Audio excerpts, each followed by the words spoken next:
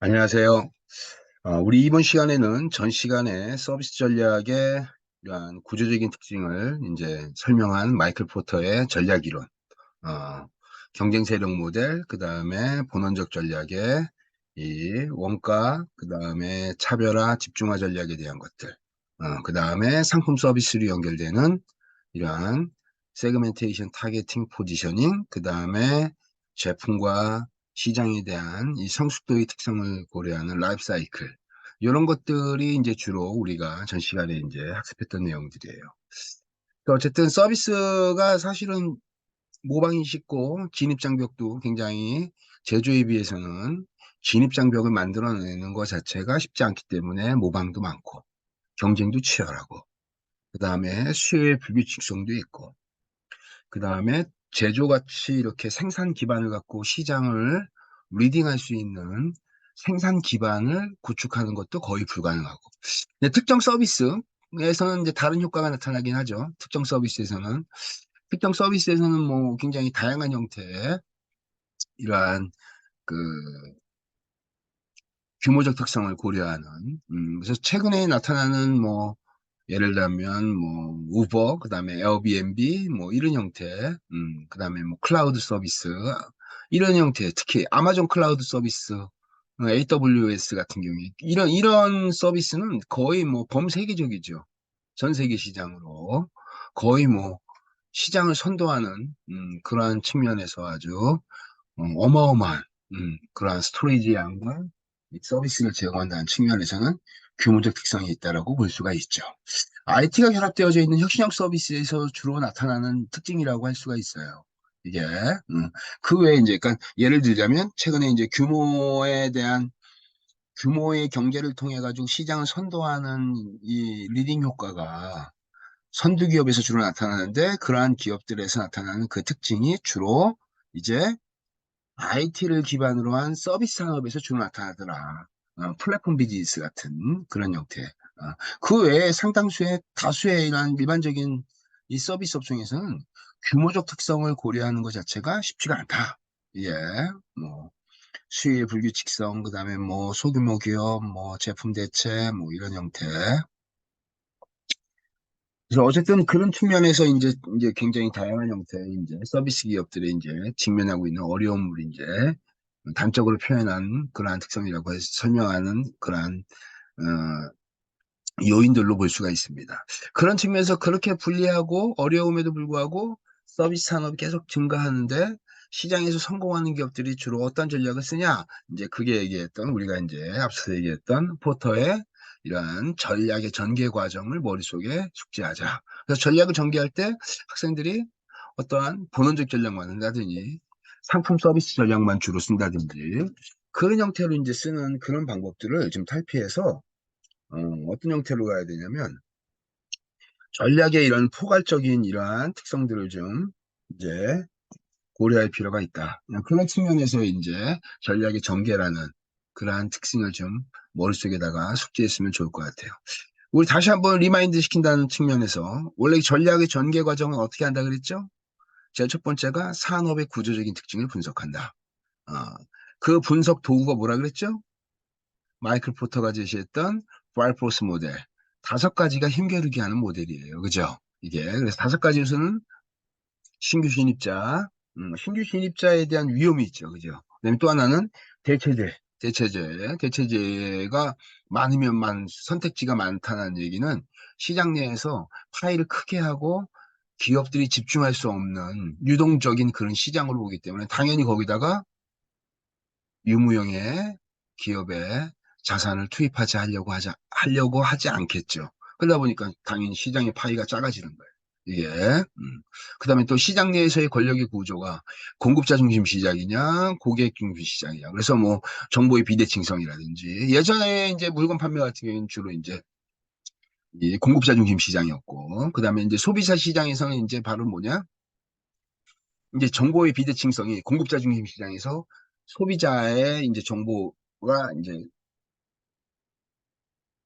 오픈되면서 상당수의 많은 정보들을 이용자들이 어떻게 사용성 정보, 고객의 경험 이런 것들이 다 어떻게 돼요? 굉장히 상품 선택이 중요한 요인으로 고려되면서 정보가 이제 어떻게 돼요?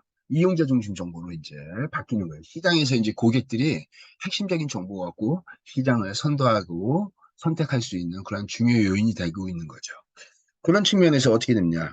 이게 이용자들이 어떠한 교섭력 또는 고객의 이러한 파워, 권한 구조 이런 것들이 이제 중요한 요인이 됩니다. 거기다 또 기존의 시장 내에서 경쟁하고 있는 기존 기업들이 경쟁 강도.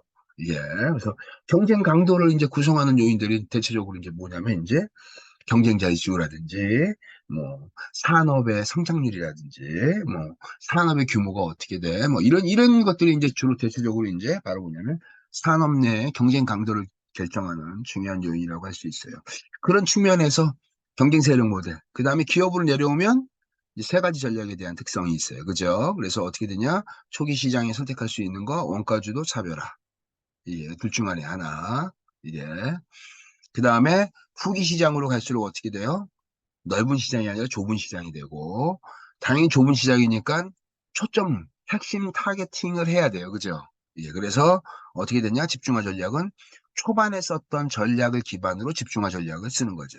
그래서 여기서 말하는 이 집중화 전략은 이제 비용을 기반으로 한, 즉 원가 중심적인 전략, 즉 코스트에 대한 리더십을 기반으로 한 집중화 전략이 여기에 해당되는 거고, 그 다음에 여기는 차별화를 기반으로 한 집중화 전략이 여기에 해당되는 거죠.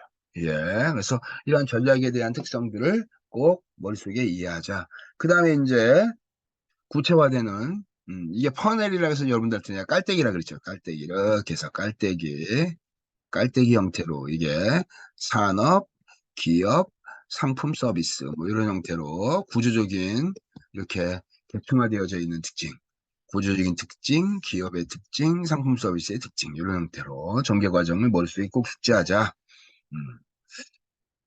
그 경쟁적 서비스 전략에서 주로 이제 나타나는 것이 이제 바로 뭐냐면 아까 우리가 했던 본원주의 전략의 이제 이 세 가지 특징이에요. 그래서 원가주도 전략 같은 경우에는 여기 나왔던 것처럼 굉장히 이제 기본적으로 원가 주도 전략이니까 남들보다 어떻게 돼요? 낮은 원가 갖고 시장을 선도하는 전략을 쓰는 거예요. 이게 당연히 타겟팅도 누구한테 해요? 저원가를 굉장히 중요한 상품 선택 또는 서비스 선택의 중요 요인을 고려하는 집단을 대상으로 이제 어, 핵심적인 집단을 대상으로 이제 프로모션을 한다든지 그 집단을 대상으로 이제 뭐 핵심 집단으로 육성한다든지 이러한 형태가 굉장히 중요한 전략 중에 하나라고 할 수 있어요. 그래서 기본적으로 어떻게 되냐? 이 원가 지도 전략에서는 원가 유발 요인을 원천적으로 봉쇄하는 것이 굉장히 중요하죠. 예. 그래서 여기 나오는 것처럼 효율적인 운영을 굉장히 강조합니다. 이게. 그래서 생산성, 효율성 이런 것들이 원가 지도 전략에서는 굉장히 중요한 거예요. 서비스에서 나오는 차별적 가치, 경험 이런 것들보다는 공급자 중심의 원가와 생산성, 효율성 이런 것들을 주로 고려하는 그러한 전략을 선택하게 되는 거죠. 그래서 어쨌든 그런 측면에서 이제 상당수의 이러한 이 서비스 기업들이 주로 많이 선택하는 전략 중에 하나이기도 합니다. 차별화 전략은 이제 어떻게 돼요? 유니크하고 독특하고 차별화할 수 있는 어떠한 속성을 개발하거나 그 속성을 전략적 무기로 활용하는 그러한 전략이죠. 이게 어, 여러분들 일반적으로 이게 어, 차별화 전략에서 강조하는 내용이 바로 뭐냐면 상품 서비스에 대한 독특성, 기존에 있던 어떠한 시장하고의 차별성 이것들을 강조하다 보니까 상당 부분 이 차별화 전략이나 이런 것들을 쓰게 되면 여러분들 뭐하고 상충하냐면 원가 주도 전략하고의 이 상충하는 그러한 형태의 문제가 있어요. 그래서 차별 전략이라는 것이 비용을 철저하게 무시하고 고품질 하이 퍼포먼스 하이 퀄리티로 간다는 전략을 쓰기도 굉장히 이제 차별화 포인트가 이제 개별적으로 있으니까 그렇게 한다라고는 단적으로 얘기할 수는 없어요. 이게 그러니까 품질에 대한 이 차별화 전략의 기본적인 기반의 개념은 바로 뭐냐면 품질이에요. 예. 그래서 퀄리티에 대한 이러한 기본적 접근에서 이제 이 차별화 전략이 나타나는 건데, 이 품질이라는 것에 이제 두 가지 의미가 있으니까, 하이 퍼포먼스, 하이 퀄리티의 고품질, 고성능, 이게 이러한 그 차별화, 즉 어, 굉장히 프리미엄이라든지 고급화시키고 기능성을 강화하고 해서 차별화시키는 그러한 측면에서의 차별화 전략이 있는 반면에 다이소 같이 어떻게 돼요? 컨시스턴시한 일관성을 유지해서 가성비를 안정적으로 유지해 지켜주는 그러한 품질 전략도 있어요. 예. 그래서 그러한 측면에서의 이 품질 개념을 쫙 머릿속에 집어넣으면 아 차별화 전략이라는 것이 어떠한 형태로 이제 움직인다는 걸 이제 인지할 수 있겠죠. 그래서 여기서 나오는 것처럼 기본적으로 이제 이 차별화 전략의 핵심은 바로 뭐냐면 여기 이 충성 고객을 만들어내는 거예요. 이게 독특함, 차별성 이런 것들을 통해서 어떻게 되냐? 이 다양한 고객들 중에서 우리한테 굉장히 핵심적인 기업의 ROI에 영향을 줄 수 있는 핵심적인 타겟팅을 잡는 거죠. 이게 그래서 어쨌든 그런 측면에서의 차별화 전략의 의미로 이해하면 될 것 같습니다. 집중화 전략에 대한 특성을 좀 보면 집중화 전략은 바로 뭐냐면 여러분들 어, 타겟팅을 하는 거예요. 이제 목표 시장에. 그래서 일반적으로 집중화 전략은 이제 후기에 적은 시장. 일반적으로 여러분들 원가 주도 전략과 차별화 전략은 초기에 넓은 시장을 진입할 때 쓰는 전략이라고 했죠. 그죠? 그런 측면에서 이제 초기에 넓은 시장을 선택할 때 이 코스트 리더십을 기반으로 한 원가 주도 전략을 쓸 거냐, 그렇지 않으면은 하이 퍼포먼스 하이 퀄리티의 차별화 전략을 쓸 거냐, 아니면 컨시스턴스 전략을 쓸 거냐. 이런 형태가 상충하고 있어요. 이게. 그러니까 이걸 어떤 거를 선택할 거냐, 요거를 이제 선택한 다음에 이게 시장 내에서 기업이 성장하겠죠. 미투 프로덕트, 미투 서비스가 나오면서 시장이 성장하고 그러면서 성장 성숙기 시장으로 갑니다. 그러면서 굉장히 치열한 시장 경쟁 상황이 나타나면서 이제 성숙기 시장에 되면 그다음부터 이제 기업들은 어떻게 되냐면 충성 고객한테 집중화하는 형태를 쓰는 거예요. 예. 그래서 충성 고객한테 집중하기 위한 그러한 측면에서의 전략이 바로 여기서 나오는 후기의 집중화 전략입니다. 그래서 목표 시장, 타겟 그룹을 정한 다음에 거기다가 차별적인 가치를 제공하는 그러한 형태의 전략이라고 할 수 있어요. 그래서 좁은 목표 시장을 서비스하는 기업이 넓은 시장을 이제 대상으로 서비스를 하는 회사보다 효율적이거나 수익성이 좋거나 그럴 수 있다. 이게, 그래서 예를 들면 이런 거죠. 어, 시장 내에서 확대하고 있는, 시장 내에서 확충하고 있는, 어, 그 넓은 시장을 갖고 있는 레드오션 시장. 치열한 경쟁이 이루어지는 남들하고 동일한 상품, 동일한 서비스로 굉장히 치열하게 이렇게 경쟁하고 있어서 실질적으로 어떻게 되냐. 굉장히 매출이 많이 나온 것처럼 보이지만 이 공원이익률, 단위당 또는 제품당 이 고객당 공원이익률이 굉장히 낮기 때문에 실질적으로 어떻게 돼요? 수익성은 악화되는 거예요. 반대로 차별하고 특정 집단의 충성 고객을 대상으로만 핵심 고객을 선정해서 그 고객한테 가치를 제공하는 그러한 전략을 쓰는 기업들은 그런 기업들은 상당 부분이 어때요? 이런 다수의 시장에 들어가서 다수와 경쟁하면서 치열하게 경쟁하면서 매출액이 높게 생기지만 수익성이 악화되는 것보단 상대적으로 어떻게 되냐? 수익성이 굉장히 높게 나타나는 것으로 나타나고 있습니다. 그래서 그런 것들이 이제 우리 이제 전략에서 이제 여러분 우리 마이클 포터가 제시했던 기본적 전략의 특성은 전쟁에서 죽든지 죽이든지 싸워야 되는 그러한 치열한 경쟁 상황을 고려하는 거예요. 그래서 이 김희창 교수하고 르네 마보안이라고 하는 이 사람들이 이제 쓴 블루오션 전략이 있죠. 그 블루오션 전략은 어떻게 돼요? 레드오션에 들어가지 말고 새로운 신시장 개척. 이거에 대한 것들을 이제 굉장히 다양하게 이제 설명하고 있어요. 예, 그래서 전략 이론에 대한 것들을 여러분들한테 제가 추천하는 책이 이제 경쟁론에 대한 포터가 제시했던 시장을 바라보는 관점이 전쟁터에서 적군하고 싸우는 거하고 똑같아요. 뺏어야 될 땅과 뺏어야 될 거점이 뭐가 되냐면 마켓시어로 바뀌는 거죠. 시장 점유율이나 이런 것들로. 이게 그래서 굉장히 다양한 형태의 이러한 전쟁의 상황을 기업 간의 경쟁의 이 시장 상황과 거의 동일하다, 치열하다. 이게 이런 형태로 이제 표현한 것이 바로 마이클 포터가 제시했던 경쟁론에서의 그러한 시장인 거고. 그 다음에 김희창 교수는 그러한 레드오션, 피와 살이 튀는 그러한 처절한 그 전쟁터가 아니라 정말로 어떻게 돼요? 틈새 시장. 남들이 가지 않는 새로운 시장, 새로운 가치, 새로운 방향성을 겪고 시장을 개척하는 그러한 측면에서 블루오션 전략을 제시하기도 합니다. 그래서 어쨌든 그런 것들에 대한 것들을 뒤에 제가 한번 살짝 그 설명해 드릴 거예요. 그래서 어쨌든 그런 형태의 특성으로 우리가 이해하면 될 것 같습니다. 그래서 원가 주도 전략에서는 기본적으로 제가 뭐라 그랬냐면 코스트를 상품과 서비스 선택의 핵심 가치로 보는 고객들이 있다 그랬죠. 그런 사람들. 그러니까 저가격을 굉장히 이제 중요하게 여기는 그런 고객을 찾고 고객한테 여러분들 만족이 아니라 생산성과 효율성을 강조하니까 어떻게 됩니까? 응? 어떻게 돼요? 제공하는 부가적인 거나 개인화 서비스의 수준을 확 낮춰버리는 거예요. 그죠? 그래서 어떻게 돼요? 공급자가 딱 정해놓은 스탠다드 서비스만 제공해 주는 거. 그게 뭐 상품이에요. 이게 쫙. 그래서 여러분들 대표적으로 여러분들 여기 뭐 HR 블록이라든지 뭐 상점형 뭐 법률 서비스, 응급처치병원 뭐 이런 것들이 나와 있는 이런 것들은 그냥 스탠다드 기본적인 형태만 딱 제공되는 그런 형태. 뭐 이거보다 더 쉽게 이해하려면 여러분 어때요? 그냥 맥도날드 햄버거 생각하면 돼요. 여러분. 고객 서비스를 표준화시키는 거예요. 이게. 아, 나 저 버거하고 저거하고 이렇게 섞어서 먹고 싶은데 그거 선택하면 가격이 굉장히 비싸져요. 그래서 어떻게 되냐? 세트 메뉴 1, 2, 3를 하게 되면 저렴하게 되는 거야. 이게. 그래서 이용자들이 어떻게 돼요? 그 상품을 선택할 수 있게 이렇게 유도하는 거죠. 그건 바로 이 기업 전략적인 측면에서 본다면 어떻게 돼요?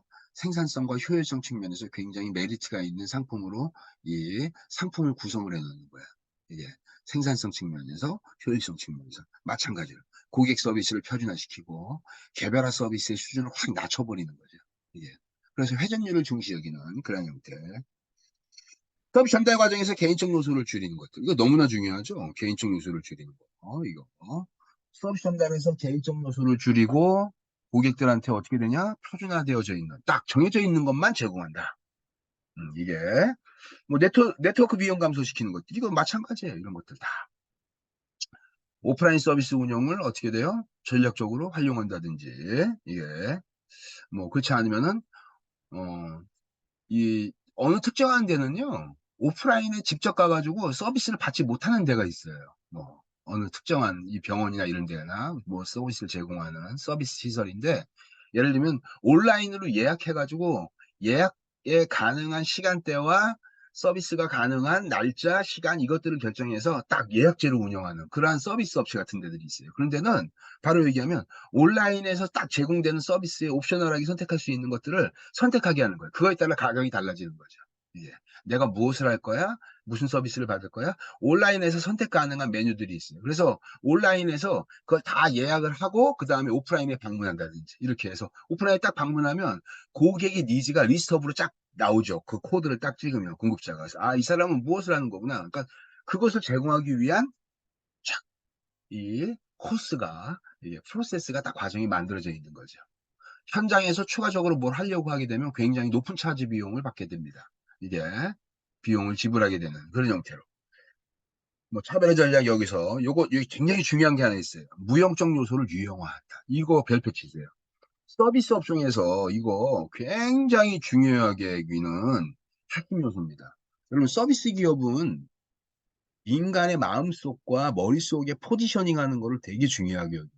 이게 특히나 서비스 기업. 근데 이 서비스가 갖고 있는 무형적 요소를 유형화해서 어떠한 형태화로 만들고 이미지화 시키는 것을 굉장히 중요한, 고려하는 거죠, 이게. 그래서 예를 들면 여러분들, 저기, 드라이브스루, 드라이브스루 이렇게 운전하고 있다가 도로변에 나와 있는 이 노란색 기둥에 M자, 빨간색 딱 들어있는 그걸 딱 보는 순간 어떻게 돼요? 머릿속에 뭐가 생기냐면 빅맥이 딱 떠오르게. 아, 맥도날드 빅맥, 이렇게. 어. 유형화 시키는 거야. 여러분들, 레고가 갖고 있는 거, 레고. 이제 이건 이제 굉장히 다양한 형태의 전략적인 도구를 활용하고 있는데, 특정한 서비스 기업을 딱 생각했을 때 그 서비스 기업이 유형화되어져 있는 어떤 이미지 같은 것들이 있어요. 이런 것. 그런 것들을 굉장히 아주 전략적 도구로 활용하는 거예요. 포지셔닝 할 때 굉장히 중요하죠. 이게. 그래서 무형적 요소를 유형화시키는 것들. 일반 호텔에서 제공하는 무료 화장품이라든지, 호텔에서 딱 제공해주는 맞춤식 서비스라든지, 막 이런 형태. 리츠칼튼 호텔 같은 경우에 맞춤식 서비스. 예. 이용자의 니즈나 이런 것들을 기록을 해서 그 기록한 것들을 DB로 공유하고 그걸 맞춤식 서비스로 제공해 주는 거예요. 예, 그래서 내가 별도의 그러한 걸 요청하지 않아도 나의 개인적 이 정보를 활용해서 나의 뭐 예를 들면 비염이 있다, 뭐 알러지가 있다, 무슨 뭐 피부 트러블이 있다, 이거에 따라서 쓰는 용품이나 이런 것들이 요구사항이 있는데 그런 것들을 한 번 적용한 이후부터는 계속 지속적으로 그거를 이제 제공해 주는 그러한 서비스 같은 것들이 이제 굉장히 독특하게 느끼는 거죠. 아, 내가 말을 하지 않아도 내가 예전에 있던 나의 정보를 적극적으로 활용해가지고 이렇게 만들어주는구나. 그 다음에 무료로 제공하는 화장품이나, 그 다음에 여러분들, 우리 호텔에 가면 어때요? 지금은 이제 여러분들 호텔에 가면 다용기, 다회용기, 그러니까 저기 세계 주요 기업들, 메이저 호텔 체인에서 일회용품 이 로션이라든지 일회용품 이런 것들을 사용하는 걸 금지를 이제 협약을 이제 하는 거죠. 왜 그러냐면은 호텔에서 일회용품을 너무 많이 쓰니까 그거를 줄이기 위해서 메이저 기업들, 메이저 호텔 체인들이 글로벌 체인들이 이제 우리는 어떻게 되냐 다회용 이게 비용도 저렴하고 친환경적이다. 여러 번 쓸 수 있는. 그래서 그거 갖고 이제 리필을 하건다든지 이제 쓸 수 있는 그런 형태의 걸 제공하면서 저렇게 무료 조그만 형태의 무료 화장품이나 무료 뭐 바디 클렌저 뭐 막 이런 여러 가지 샴푸 뭐 린스 이런 것들 제공해 주는 것들을 이제 금지하는 그런 것들이 이제 주로 이제 글로벌 체인들에서 나타나고 있는데 저런 무료 화장품에 저런 것들도 사실은 어떻게 돼요? 저걸 기념품으로 모으는 사람들이 있어요. 그죠? 예전에 보면. 그래서 그 갔다 왔던 호텔에 대한 것들을 쫙 이렇게 세트로 전시를 이렇게 포장대가 돼 이렇게 포장되어져 있는 거를 딱 그대로 이렇게 놓고 거기서 쓰는 이제 일회용품이나 이런 것들을 보면서 추억을 꺼내는 거죠. 아, 여기 호텔 무슨 향기나 이런 냄새 나는 것들을 굉장히 아주 머릿속에 각인시키게 하는 그런 형태. 그것들이 이제 무형적 요소를 유형화시키는 대표적인 서비스 기업들이 하는 전략입니다. 반대로요. 서비스 기업들은 저기 제조 기업들은 저거를 어떻게 돼요? 이 제조는 기본적으로 어떻게 돼요? 유형적 특성을 갖고 있잖아요. 물건을 만드니까. 근데 그걸 어떻게 돼요? 차별적 무형적 서비스와 유형적 제품을 결합하는 거예요. 예. 뭐 예를 들면 뭐 삼성전자 세탁기 이게 전자동 세탁기 쫙 이렇게 하면 삼성전자 세탁기를 딱 쓰게 되면 편안하고 안락한 가치 삶을 제공해 준다. 그래서 주부들한테 그래서 그런 것들을 이제 무형적 가치하고 잘 결합하는 거예요. 이렇게. 예. 그래서 그런 측면에서의 특징이라고 봅니다. 그 다음에 표준 제품을 이제 고객화시키는 거예요. 이게 이제 바로 뭐냐면 이게 표준화되어져 있으면 여러분 어때요? 표준화되어져 있는 것의 기본적인 그 화남, 짜증, 뭐 이런 게 있잖아요. 그죠? 그게 이제 바로 뭐냐면, 기본적으로 이런 거예요. 이게, 어, 너무 획일화되니까, 너무 획일화돼가지고, 원가주도 전략에 의해서 표준화되어져 있는 것의 가장 큰 단점은, 바로 뭐냐면, 야, 나에 대한 니즈를 조금이라도 좀 고려해줬으면 좋겠는데, 이거예요. 커스터마이징 레벨이 낮다 보니까, 이용자들의 개별적인 특성을 고려하지 않고 획일화된 서비스를 제공할 수밖에 없는 거예요. 거기서 이용자들은 만족보다는 불쾌함과 불편함을 느끼게 되는 거고 이게 그래서 고객화를 시키는 거예요. 예, 고객화를 시키는데 여러분 고객화를 시킬 때도 방법이 있어요, 여러분들. 고객화를 시킬 때 표준화를 시키지 않은 상태에서 고객화를 시키잖아요. 그러면 어떻게 되냐면 어떤 사람이 제고 어떤 접점 직원은 A 접점 직원은 고객 지향 쪽에 굉장히 친절해. 그래서 고객한테 자꾸 혜택을 주려고 해. 그래서 이만큼을 받아가고 이만큼 혜택을 A라는 직원이 있는데 A라는 직원은 혜택을 이만큼을 줘요. 너무 친절하고 고객 지향적 서비스를 제공해 주려고 하는 아주 친절한 직원이야. 근데 B 직원은 어떻게 돼요? 자기는 열심히 한다고 하지만 요만큼 주는 거예요. 그래서 어떻게 되냐면 이 사람이 제공하는 서비스와 B라는 사람이 제공하는 서비스의 크기가 달라. 예. 그럼 어떻게 돼요? 이러한 비교 대상성에서 상당 부분 어떻게 돼? 불쾌감을 느끼게 되는 거예요. 이용자들이. 이게. 그래서 어떻게 돼요? 나 예전에는 이런 서비스도 해줬는데 내가 다시 와서 이 사람한테 서비스 받았더니 그걸 안 해주는 거예요. 그래서 그땐 이거 받았는데 그거 왜 안 해주지? 이러면서 어떻게 돼요? 도리어 최선을 다한 B가 제공한 서비스에 대해서 어떻게 느낀다면 불쾌하게 느낀다는. 그럼 어떻게 하면 고객지향적인 서비스를 할 수가 있냐? 여기서 바로 스타트 포인트를 동일하게 만들어주는 거예요. 그게 바로 뭐냐? 출발선상에 이 A하고 B에 기본적으로 제공하는 서비스에 대한 특성을 동일하게 만드는 거예요. A 직원하고 B 직원이. 이게 제공하지는 가치는 이제 여기도 어떻게 돼요? 표준화되어진 것에 플러스 알파만큼씩 제공하는 거예요. 이게. 그래서 표준화되어져 있는 것에 따라서 기본적인 특성을 충족시켜주고 거기다가 어떻게 돼요? 개별적인 특성을 플러스 알파만큼 제공해주는 형태. 그래서 이 표준 제품을 고객화시킨다라는 것은 고객화를 출발선상을 동일하게 만들어줘 가지고 차별적 가치를 더 구체적으로 제공해 줄 수 있는 방법입니다. 이게 공급자 입장에서도 굉장히 중요한 방법이에요. 예. 그다음에 뭐 인식된 위험을 감소시킨다든지 이게 여러 가지 인제 뭐 예를 들면 인식된 위험이라는 거는 인제 바로 뭐 얘기하면 이런 거예요. 그 서비스에 대해서 나타날 수 있는 음 다양한 형태의 이용자 불만이라든지 서비스 이용 과정 중에 느낄 수 있는 뭐 똑같은 서비스를 제공하더라도 실제적으로 어떻게 되냐면 느끼는 특성이 다 다릅니다, 이게. 그래서 이용자들이 느끼는 그러한 특성들을 인제 통제하거나 같이 공유하거나 미리 알려주는 거죠, 이 사람들이. 그래서 이용자들은 사실은 저기 고객들은 여러분들 대표적으로 여러분 자동차 수리센터 한번 가 볼까요? 정비센터?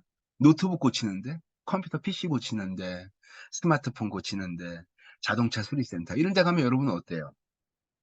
이런 데 가면. 자기들 혼자서 막 이렇게 전문 용어 얘기하고 막 뚝딱뚝딱 해체했다 막 기계 윙윙윙 돌리고 막 분해했다가 뭐 교체하고 뭐 이러잖아요. 그럼 어떻게 해요? '저것들이 내 거 다 망가뜨리는 거 아니야?' 막 이렇게 불안하잖아요. 그죠? 이게.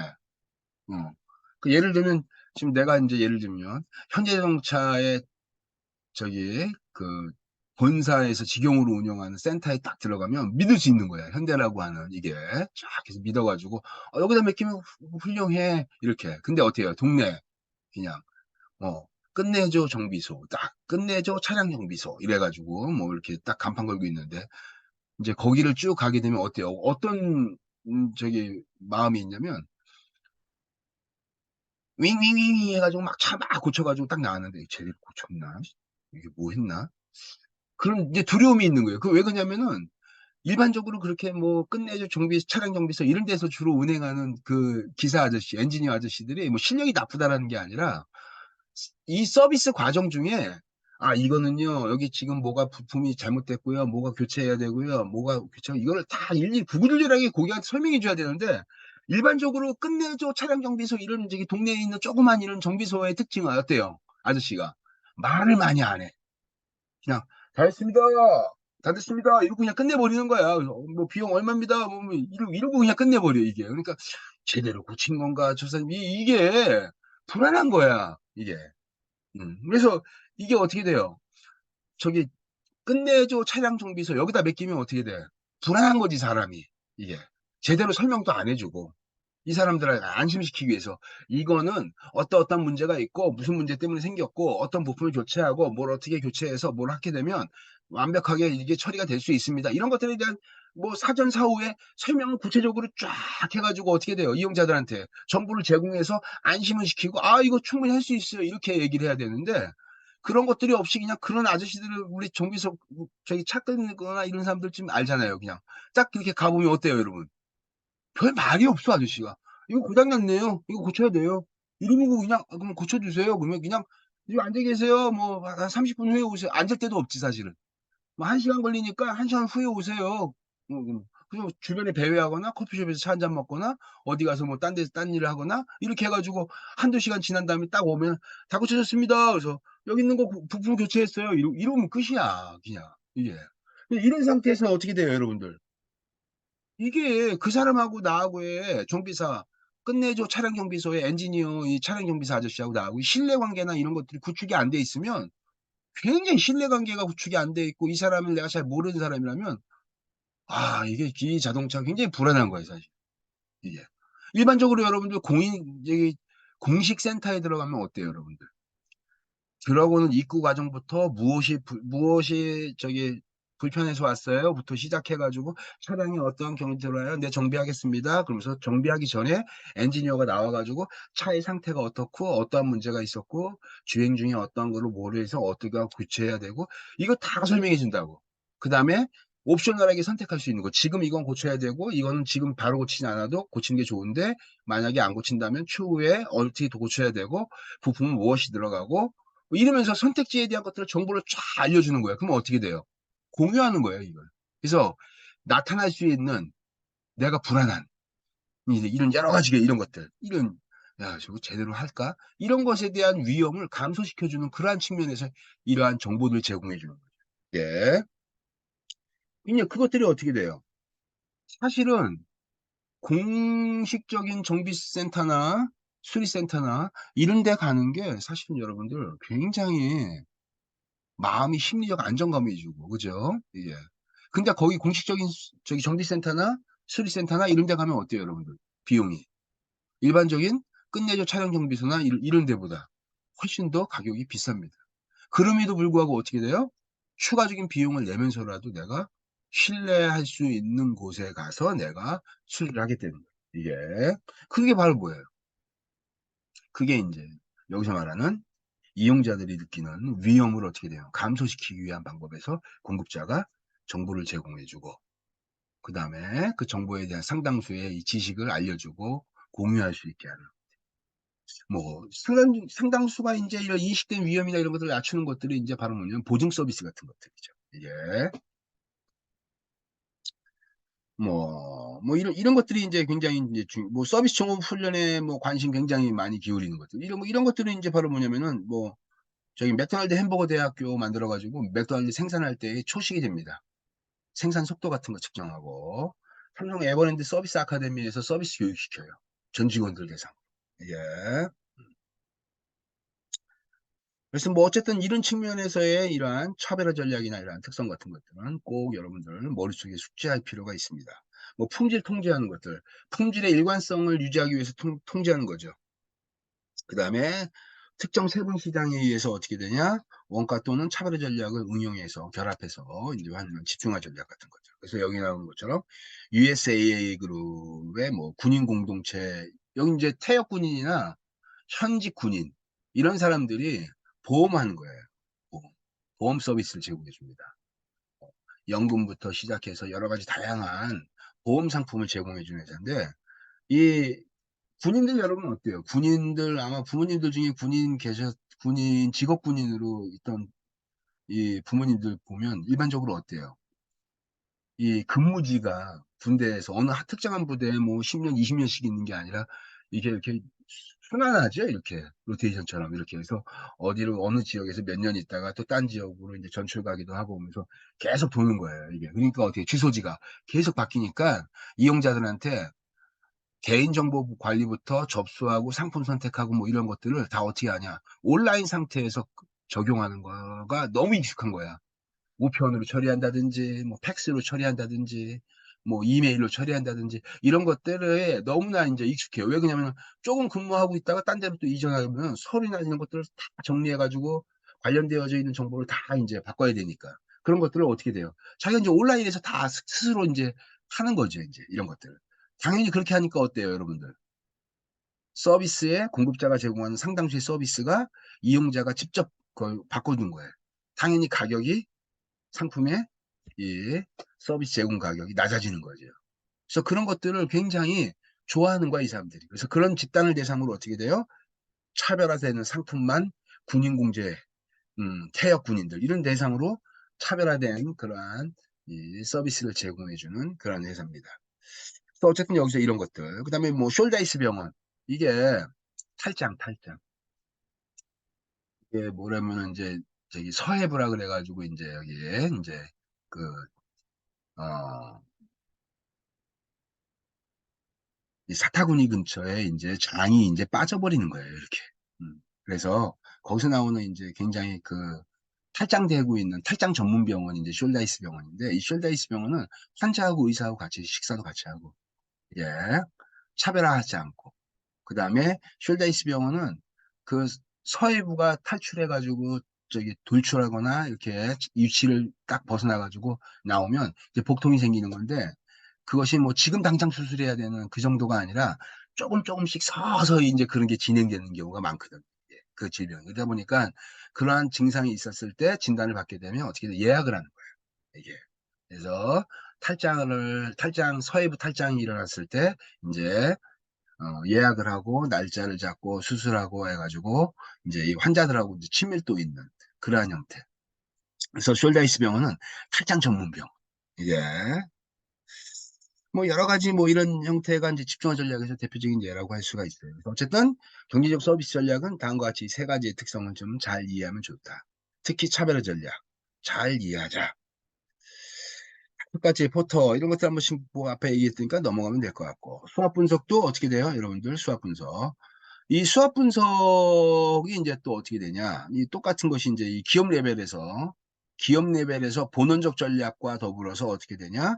이 수학 분석을 통해서 시장에서의 경쟁 우위와 앞으로의 시장의 특성, 경쟁자의 특성 이런 것들을 고려해서 그거에 대비하기 위한 계획 수립에 도움을 준다. 수학 분석에 이점이 있죠. 여러분 어때요? 직관성이 있어. 전문적인 지식이나 이런 것도 필요하지 않아. 직관성이 있고 바로바로 활용할 수 있고. 이게 전문적인 지식이 필요치 않아도 작성할 수 있어요. 이게 그런 측면에서 수학 분석은 굉장히 대중적인 도구로 이제 자리 잡았죠. 어쨌든 여기 나와 있던 것들 한 번씩 보도록 하겠습니다.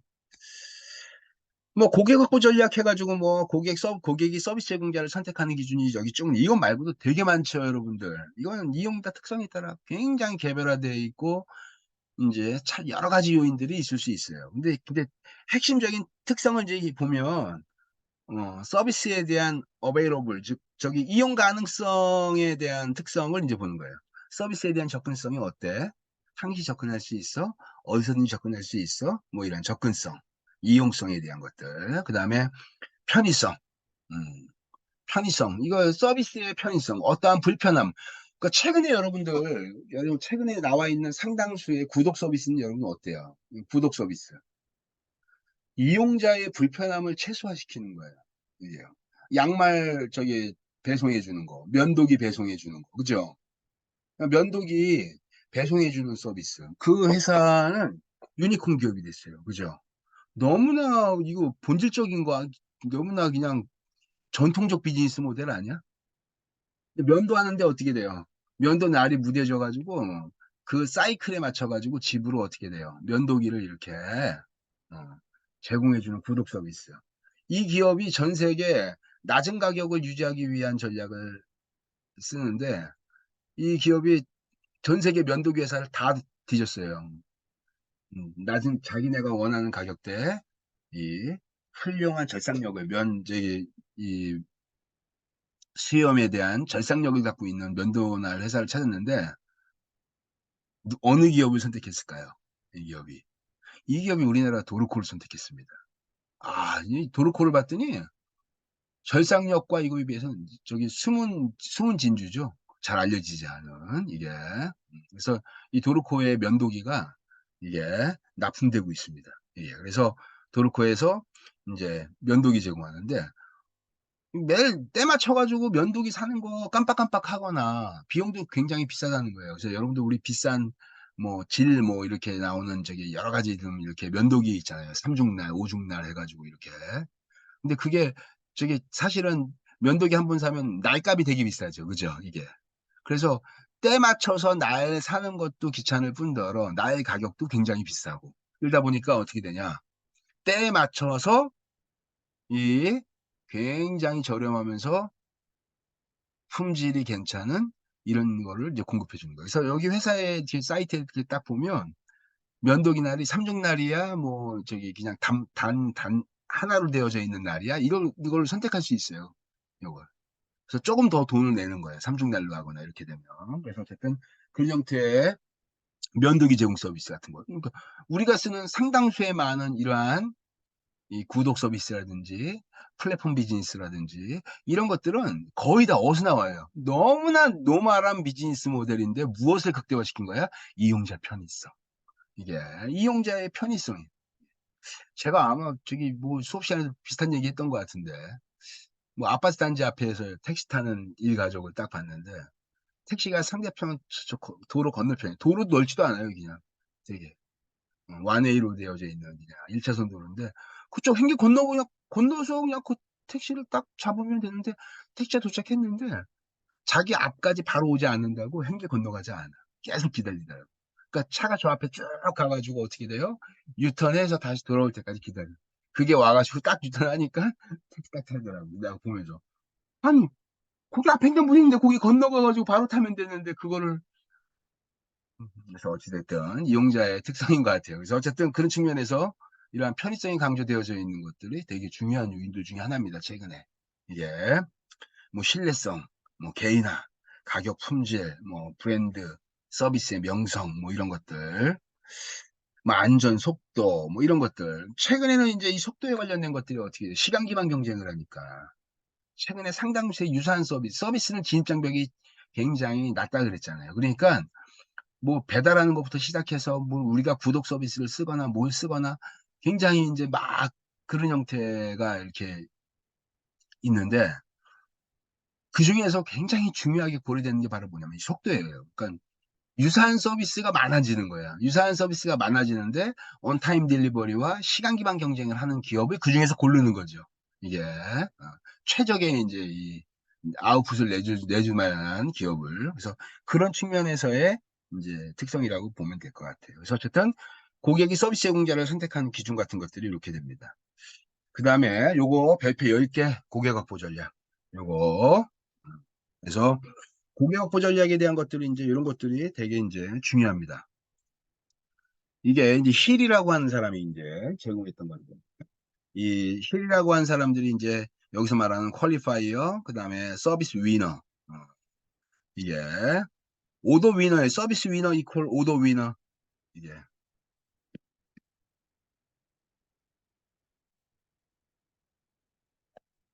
음.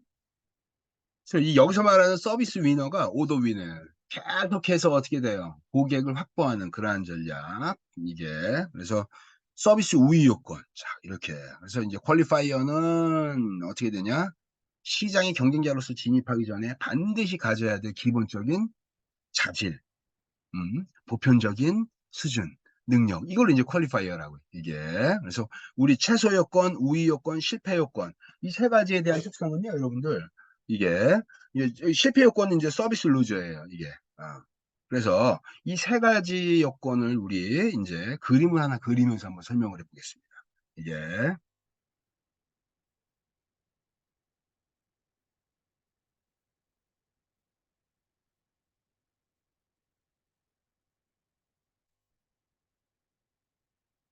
그러면 이제 카너 모델이라는 걸 제가 여러분, 지금 우리가 이제 뭘 배웠냐면 이제 여기서 이제 우리가 이제 배운 이제 서비스의 속성이 이제 세 가지에 대한 특성을 이제 우리 여기서 이제 배웠어요. 그 제일 첫 번째가 바로 뭐냐면 최소 요건,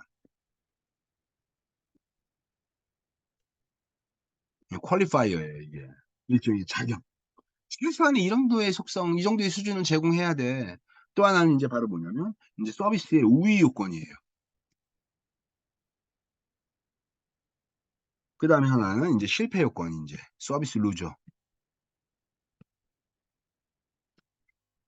요 세 가지의 이제 속성이 있는데, 이것과 굉장히 유사한 개념을 이제 설명한 것이 이제 바로 뭐냐면, 노리아키 카노가 카노 모델을 제시했습니다. 이거 우리 배울 겁니다. 카노 모델. 그래서 다음과 같이 제품과 서비스가 갖고 있는 속성은 다음과 같이 세 가지로 구분된다. 그러면서 이제 X축은 바로 뭐냐면, 요구사항에 대한 일치예요.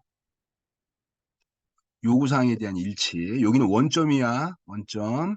여기는 마이너스, 여기는 플러스. 그다음 Y축은 바로 뭐냐? 만족 수준이에요. 만족 수준. 만족 수준. 여기는 플러스, 여기는 마이너스. 이렇게. 그래서 기본적으로 학자들이 갖고 있는 기본적인 요구사항의 일치와 이용자의 만족에 대한 특성은 일차함수, 원디멘전, 일원적 품질 요소라는 게 있어요. 원디멘전. 일차함수야, 일차함수. 그래서 어떻게 돼? 원점을 지나면서 요구사항에 일치하면 할수록 어떻게 되냐? 일치하면 할수록 만족은 비례적으로 증가하는 거죠. 그죠? 요구사항에 일치할수록 만족도 증가하더라. 1차 함수야. 일원적 품질이야. 그래. 일원적 품질. 1차원적 품질 얘기는. 이게 얘를 이제 쓰면은 원 디멘전이 되겠네요.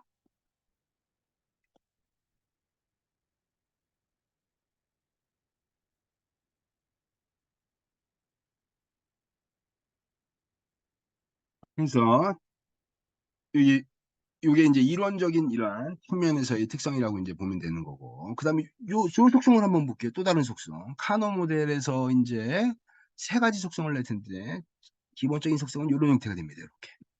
이런 형태로. 이게 원디멘전이 되고. 그다음에 또 하나는 어떻게 돼요? 여기서 이게 이제 바로 뭐냐면은 여러분 보세요. 요구사항에 일치했는데 만족이 증가해야 하네. 만족이 수면 위로 올라오지 않아. 원점 이 위로 올라오지 않아. 어. 예. 요걸 뭐라고 하냐면 요런 거를 must be 당연적 품질. 당연하다. 이건 반드시 있어야 돼. 당연한 거지 이거는. 이거 있다고 해서 어떻게 돼? 만족이 증가하지 않더라. 이게. 근데 어떤 거는 또 다른 속성이 있어요. 세 번째 속성. 또 다른 속성은 어떤 형태로 가냐면 이렇게 오는데 이렇게 꺾여 이렇게. 이렇게. 요구사항을 조금만 높여줬는데 만족도가 아이스하키 채처럼 확 꺾여버리죠. 이렇게. 쭉쭉 올라가는 거야 이렇게. 어. 이게. 그래서 요걸 뭐라고 하냐? 이게 어트랙티브.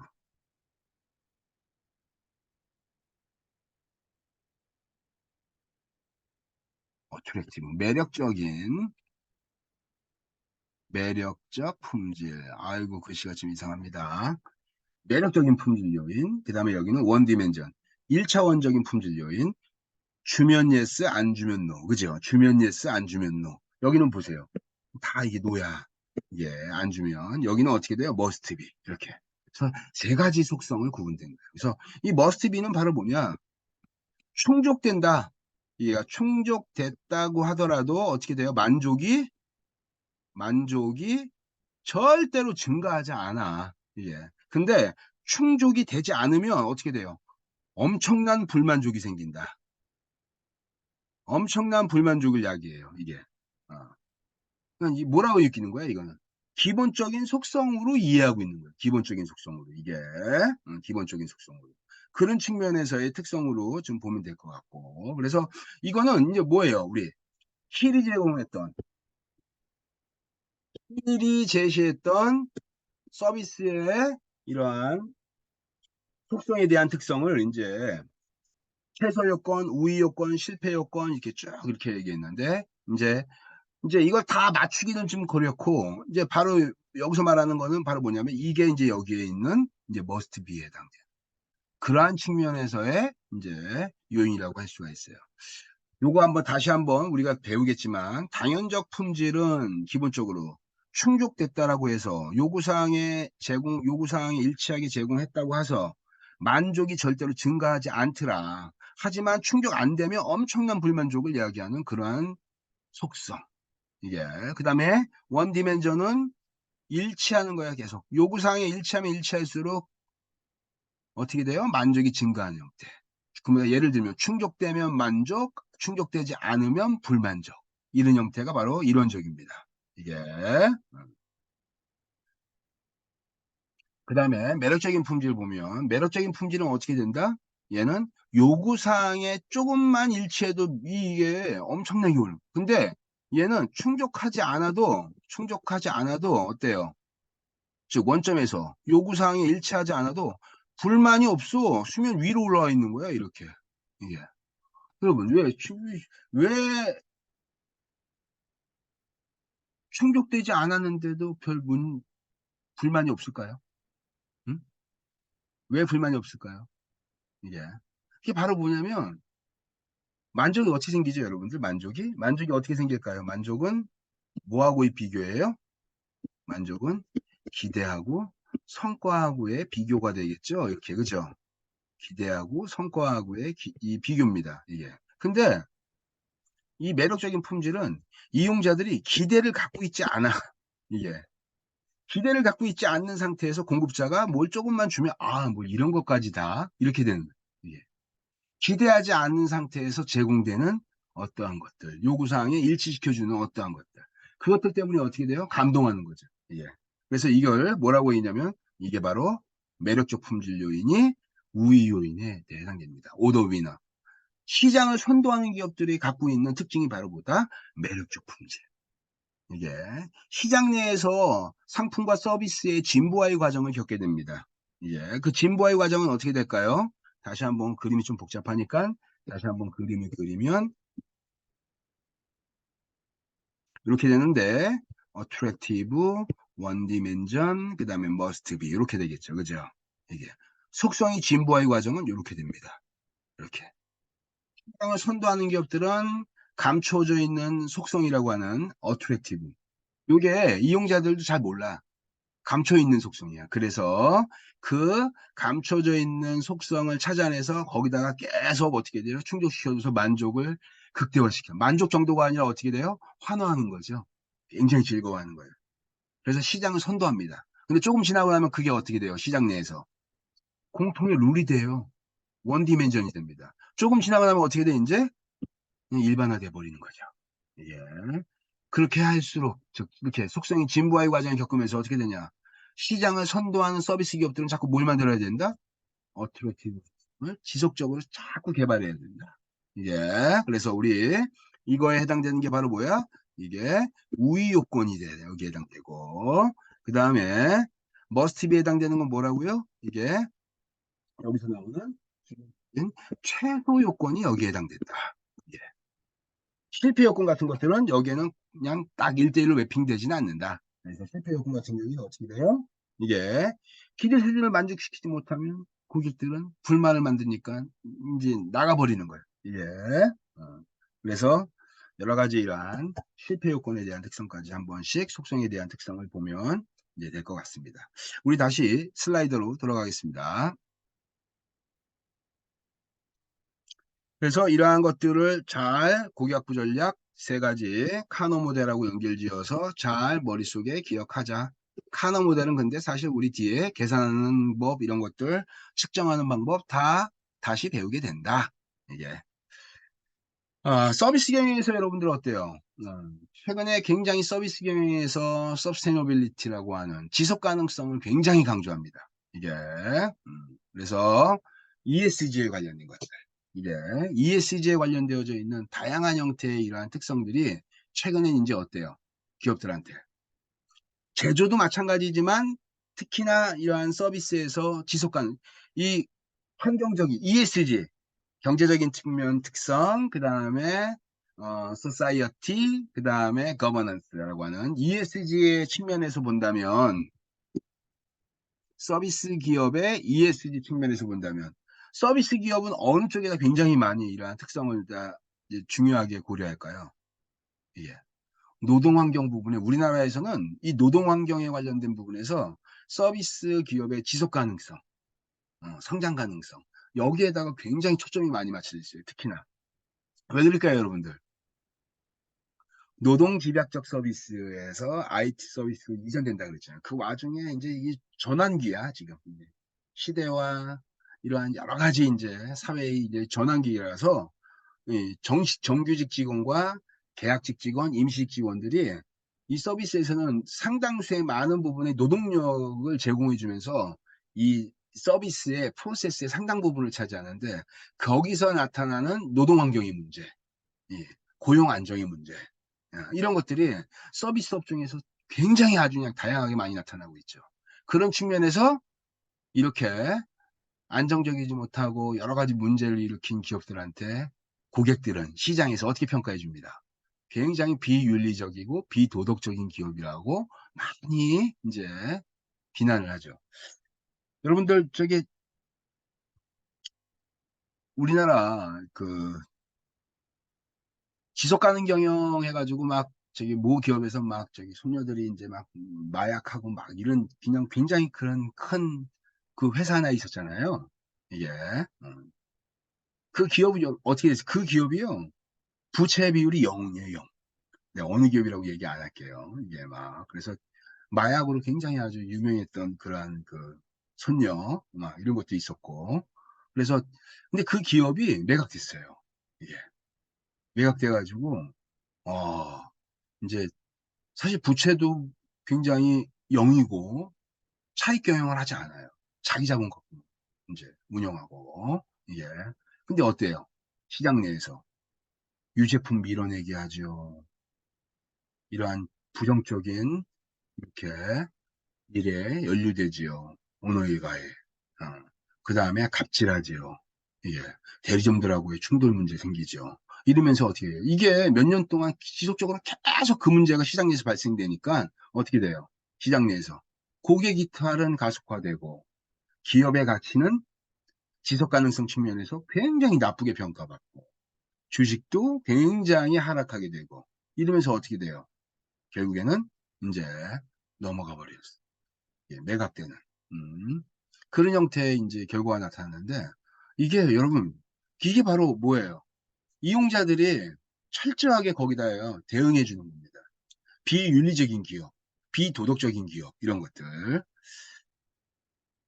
그래서 서비스 기업들이 이러한 지속 가능성이라든지 이러한 것들에 투자하지 않았을 경우에 엄청나게 제주도 마찬가지겠지만 정말로 아주 비난을 많이 받게 됩니다. 이게 그래서 서비스 기업들의 이러한 지속 가능성 추구는 바꿔 얘기한다면 환경이라든지 사회라든지 경제적인 이러한 지속 가능성 추구가 기업의 장기적인 운용 가능성, 사업성, 성장 가능성 여기에 아주 많은 영향을 미치기 때문에 기업들은 이 부분에다가 투자를 하고 고려하고 굉장히 하려고 노력을 많이 하죠.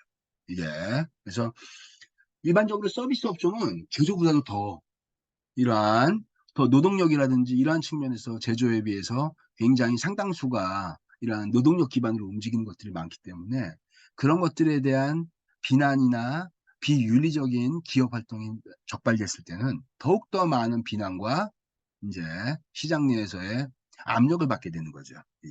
그래서 어떻게 되냐? 이러한 지속 가능성이 이제 지속적으로 이제 기업들은 이제 투자하려고 많이 노력을 하죠.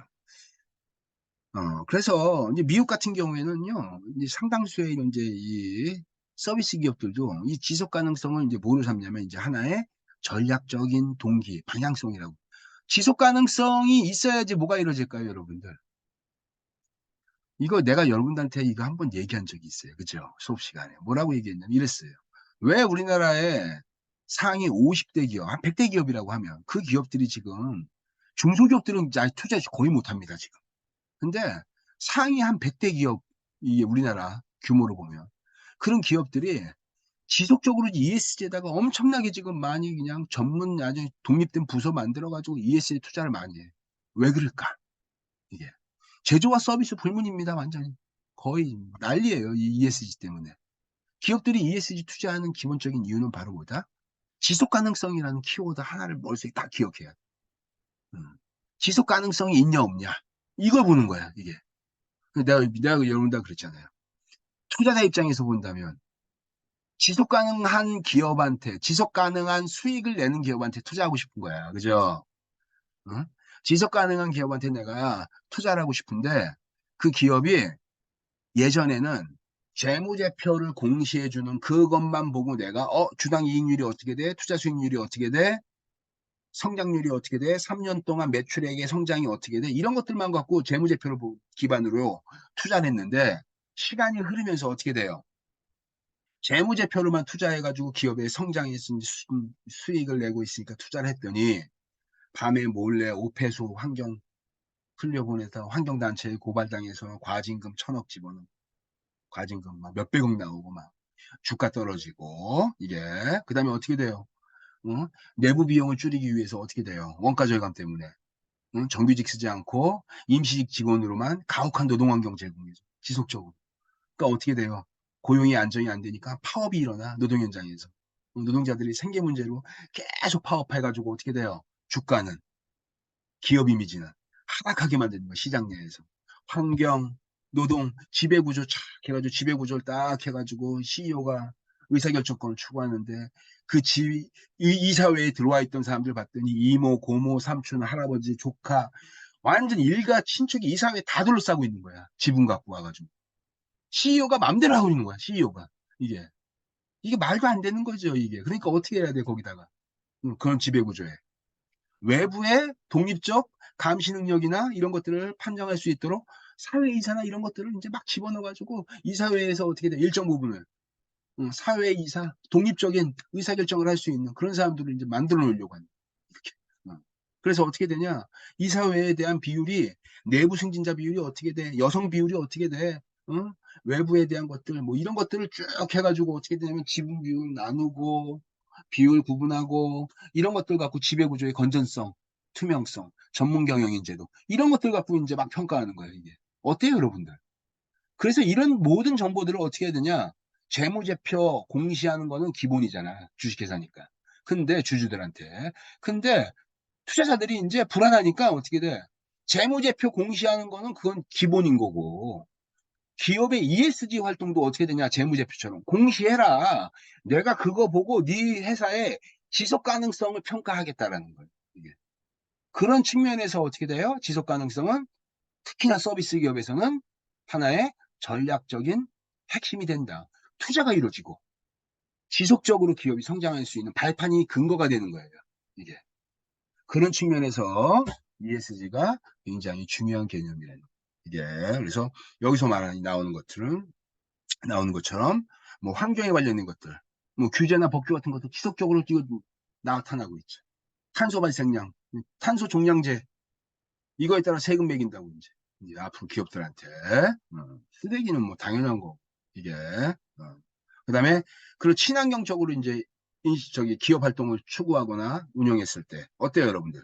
기업 이용자들이 인식과 기업에 대한 이미지가 상당수가 좋아집니다. 이게 친환경 활동이다 계속 이게 여러분 유한 킴벌리 볼까요? 유한 킴벌리는 펄프 회사잖아요. 펄프 회사의 특징은 바로 뭐예요? 펄프 어디서 만들어? 나무 잘라가지고 만들잖아. 그죠? 나무를 잘라가지고 이렇게 만들어서 펄프 가공해가지고 고급 휴지 티슈 같은 거 뽑아내고, 응? 2차 휴지 뽑아내, 2차 저기 펄프 제품 만들어내고 해서 종이로 만들 수 있는 다양한 것들을 이제 그냥 거의 완벽하게 버리는 거 없이 재생해가지고 쓰는데, 바꿔 얘기하면 그 친환경 기업입니까? 유한 킴벌리가? 이게. 근데 유한 킴벌리가 자기네 회사의 약점인 이 펄프 제품을 만드는 거, 이거 나무를 베가지고 여기에 푸르게 우리 강산 푸르게 나무 심기 운동이 지속적으로 거의 우리 국내 기업이 나무 심기 운동으로 아마 이렇게 저기 한 거로는 아마 거의 아주 선도적인 역할을 하지 않았을까 싶어요. 유한 킴벌리가. 그러니까 지속적으로 어떻게 돼요? 계속해서 국내에다가 이 필요한 나무 심기 운동을 지속적으로 확대하면서 어떻게 돼요? 계속해서 각 지자체나 이런 데다가. 어. 그래서 하나의 이제 전문 기업의 활동의 한 축으로 환경이나 이런 것들을 이제 추구하는 형태. 이런 것들이 이제 기업의 인식과 이미지에 굉장히 긍정적인 영향을 미쳐요. 시장 확대에서도 어떻게 돼요? 광고라든지 이러한 측면에서 아주 좋은 결과를 나타낼 수 있다. 그다음에 이제 사실은 여러분 어때요? 폐기물 만들고 폐기물 감축하고 환경 오폐수 이게 오염시키는 거 최소화시키고 이런 것들이 어때요? 예. 비용 절감물이 연결되는 거죠. 그러니까 실패했을 때 잘못된 오염물질 배출이라든지 여기서 나타나는 굉장한 과징금 형태, 징벌적 뭐 어떠한 그 손해배상 제도나 이런 것들이 있기 때문에 과징금이 매우 큽니다. 이게. 그래서 그런 형태로 이제 기업들한테는 도리어 정확하게 처리해서 비용을 줄이는 것이 잘못해가지고 과징금 내고 하는 것보다 훨씬 더 저렴한 거죠. 이게. 그런 측면에서 어떻게 되냐? 이 지속 가능성은 경제적 측면에서도 굉장히 기업이 투자해야 되는 그러한 하나의 방향성이 되고 있다. 그래서 여기 나오는 것처럼 뭐 이러한 서비스에 대한 세 가지 이러한 기준선이 여기 나오는 것처럼 아까 어떻게 ESG와 같은 거예요, 이게. 경제성장, 환경보호, 사회발전이라고 하는 이러한 측면에 그래서 이거를 트리플 버텀 라인이라 그래요. 그래서 이 세 가지를 이제 지속 가능성 측면에서 고려해야 한다. 예.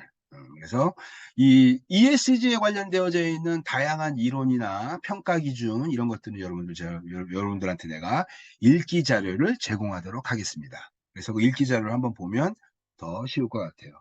그 뒤에 나와 있는 것들 여러 가지 뭐 전략적 위협이라든지 뭐 새로운 기회 위험 이런 것들 한 번씩 읽어보시면 될 것 같아요. 그래서 1차는 여기까지 하고 다음에 또 시간을 이어서 계속해서 강의를 하도록 하겠습니다.